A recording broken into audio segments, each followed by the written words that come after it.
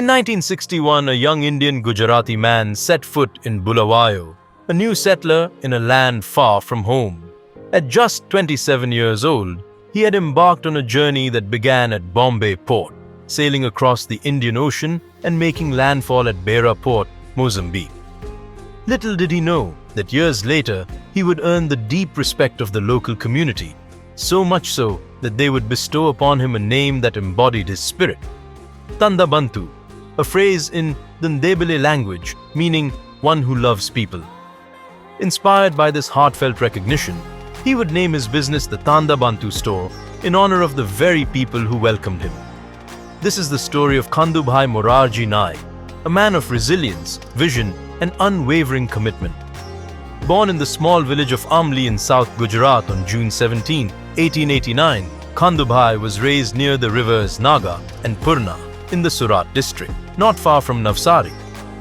A century later, the village would still hold significance, visited by the documentary's producer, Yogesh, who shared meals with Kandubhai's younger brother, Nanubhai.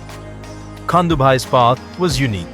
Unlike many of his contemporaries, he arrived in southern Rhodesia in 1911 with a matriculate from Bombay University, a rare achievement at the time. Upon arrival, he joined K.R. Vashee & Co., a retail business founded by another Gujarati from the Surat district. Their shared origins and cultural ties helped ease his transition into this unfamiliar new land. But Kandubhai had bigger ambitions. He soon branched out on his own, establishing K.M. Naik & Co., later rebranding it to Tanda Bantu Store, a name that would forever connect him to the people he served. Reflecting on those early days in a rare interview with the Lotus newsletter, he recalled the challenges he faced. Those days were hard and tough. The struggle was real. Many nights were spent sleeping on paraffin boxes and shop counters. Cooking was a solitary task, squeezed between relentless work hours. Shops opened at 6 a.m. and closed at 9 p.m., 6 days a week, with Sundays as the only respite. 14-hour workdays were the norm. When asked if he found happiness in such an arduous life, his response was profound. Happiness is a state of mind. If God gives him labor, he will be happy in any age. These words, spoken at the age of 65, reflect the quiet dignity of a man who found contentment in perseverance. As time passed, Kandubhai passed the reins of his business to his eldest son, Thakurbhai Ki Naik, who, alongside his brothers Nanubhai and Hasubhai, carried the family legacy forward. But business was never just about commerce. It was about community. The Naik family's wives played an integral role. working tirelessly to support the enterprise.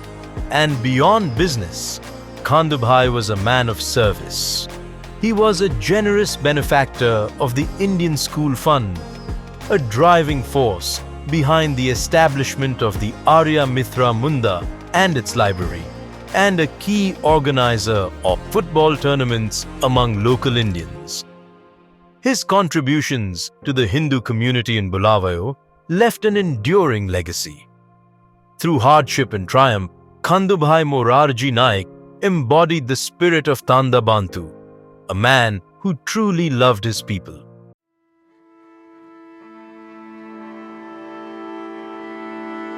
In the early 20th century, as the world edged toward its first Great War, a young Indian man arrived in Salisbury, southern Rhodesia. His name was Khandubhai Rambhai Vashee, and unlike many early settlers, he came with more than just ambition. He carried knowledge, experience, and impressive qualifications.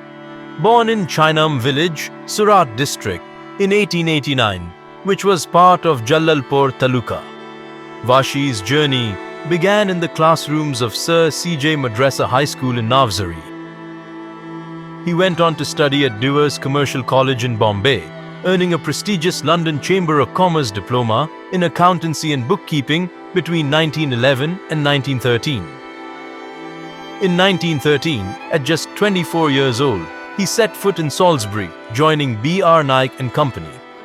But by 1916, with the owner having permanently returned to India, Vashee found himself at a crossroads. He had gained the experience, the knowledge, and now it was time to carve his own path.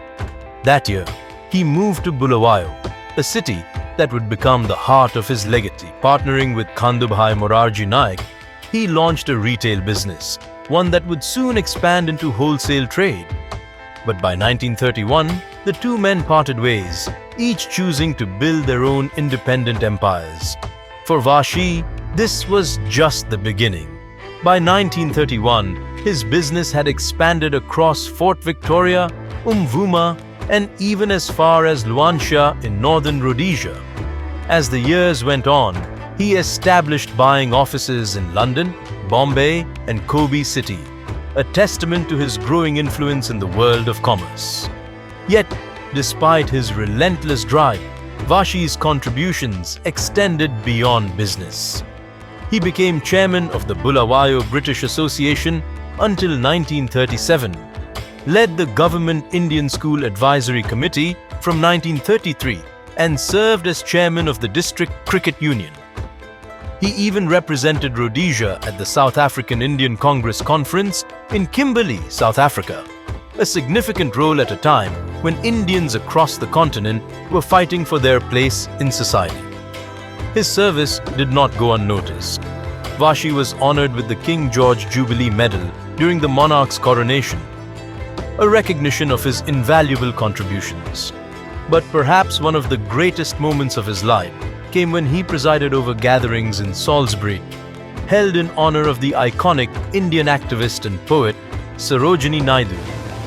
Friends, I come to you from many thousand miles away as the ambassador of a very ancient country to the youngest nation in the world. It may surprise you that a country which you are taught to regard as conservative should have chosen a woman to be its representative and ambassador. But if you read aright the whole history of Indian civilization, you will realize that woman has been the very pivot of its culture, of all its inspiration, and of all the emphases of peace that have gone abroad for many centuries to the uttermost parts of the world. Friends of the New World, I arrived only last night past that Statue of Liberty that stands as a guardian of your freedom at the gateways of a new world. And with the best intention in the world to feel unfamiliar in this new country, my spirit feels that it has come home to a new version of old things. Naidu, the first woman to preside over the Indian National Congress and later the first female governor of independent India, stood as a symbol of resilience. Let me end this section on the K.R. Vashee story by reading an extract from a speech by Sarojini Naidu, spoken in South Africa decades earlier, which still resonates. We conquer, we rule, we trample down, we make graveyards where there were gardens, we rule with an iron heel, we flash the sword and daze the eyes of those who look us in the face. A reminder of the struggles faced, the victories won, and the indomitable spirit of those who dared to dream beyond borders. This is the story of K.R. Vashee, a businessman, a leader, and a pioneer who helped shape the Indian community in southern Rhodesia.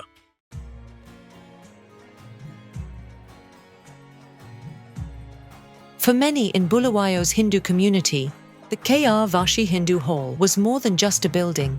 It was the heartbeat of tradition, culture, and shared identity. Our series producer, director, and writer, Yogesh Naik, takes us on a deeply personal journey, reflecting on his formative years and the profound influence of his grandfather.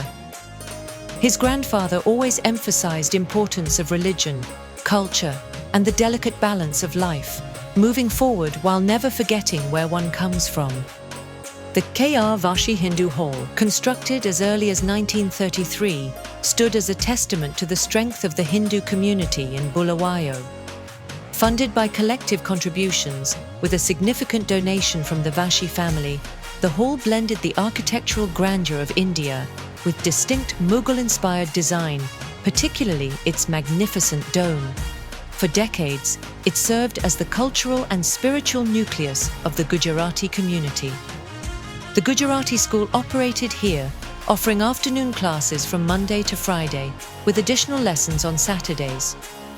During our time, the Gujarati school in Bulawayo was led by headmaster Haridev Bhai J. Desai, a man of quiet dedication, alongside his wife, Jyotsna Ben, who not only taught, but also managed the school's daily affairs. Together, they embodied the values they sought to instill, principles of discipline, culture, and tradition. Haridev Bhai dedicated 12 years of service to the school, while Jyotsna Ben, with unwavering commitment, remained at its helm for an incredible 42 years, shaping generations of students until her retirement in the year 2000.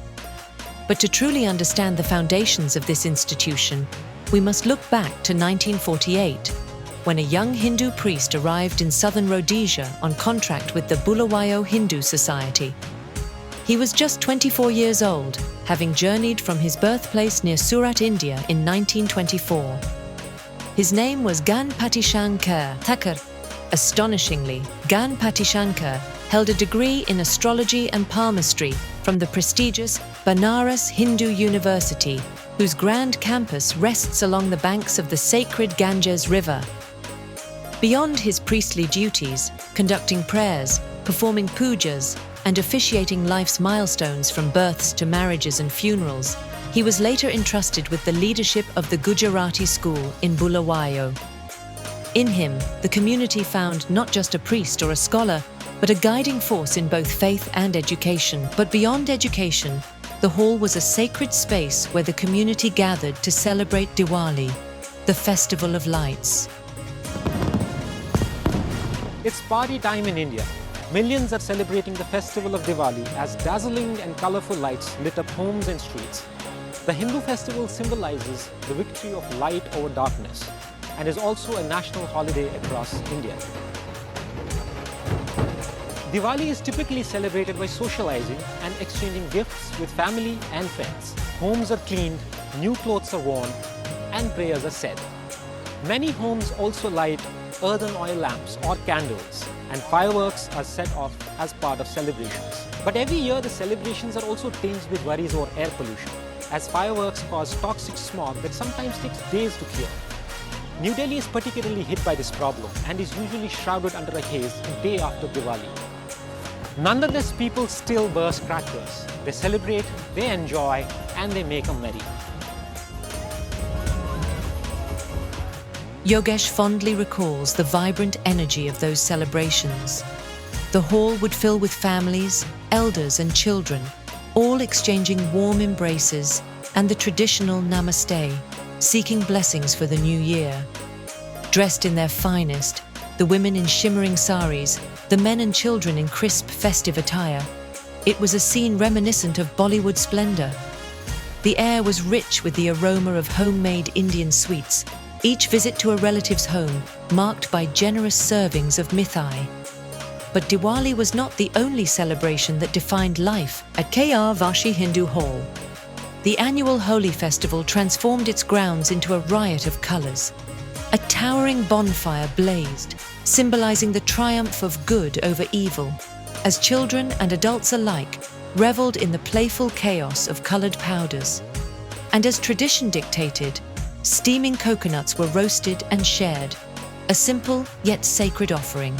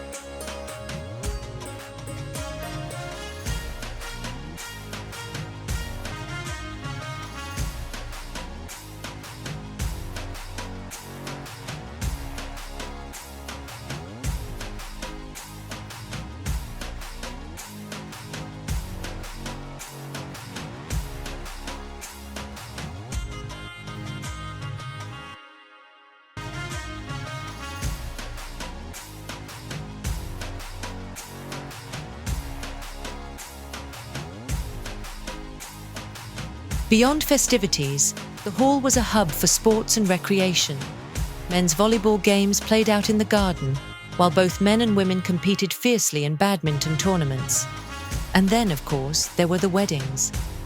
On weekends, the hall transformed into a grand wedding venue, where high school students eagerly volunteered, helping with decorations, serving food, and ensuring everything ran smoothly.